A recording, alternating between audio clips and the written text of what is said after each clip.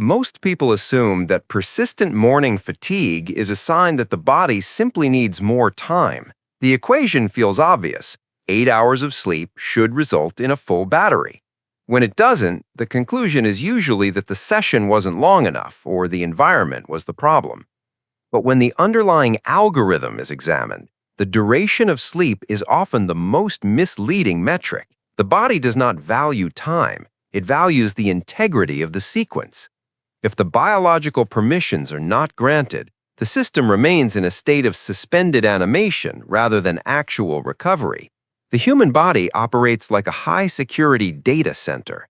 During the day, the servers are hot, processing infinite streams of input. Night is the window for maintenance, cooling, and the archiving of information. But this process is not automatic. It is contingent on specific protocols being cleared before the deep repair file can even be opened. The first protocol involves the lighting environment. The brain functions as a light-sensitive sensor. When blue-frequency light hits the retina late into the evening, the system receives a production mode signal. The construction foreman sees the lights on and assumes the day shift has been extended. Melatonin, the biological key to the maintenance door, is withheld.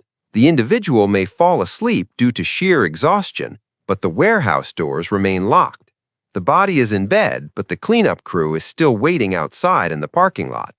This creates a gray zone of sleep, a state where the body is unconscious, but the restorative algorithms are never triggered. The second protocol is thermal regulation.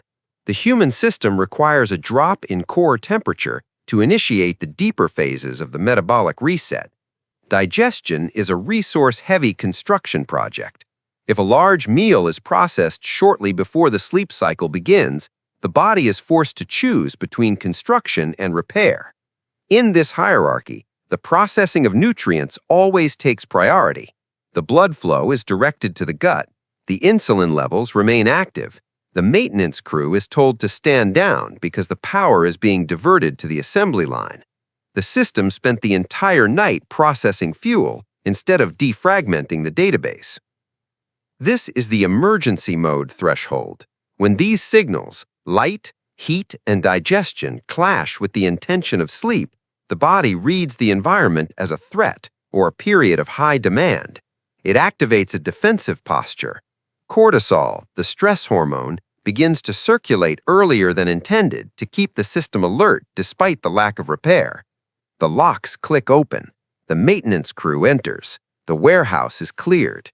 The permission flip occurs when the body finally recognizes that the emergency is over and the environment is safe for restoration.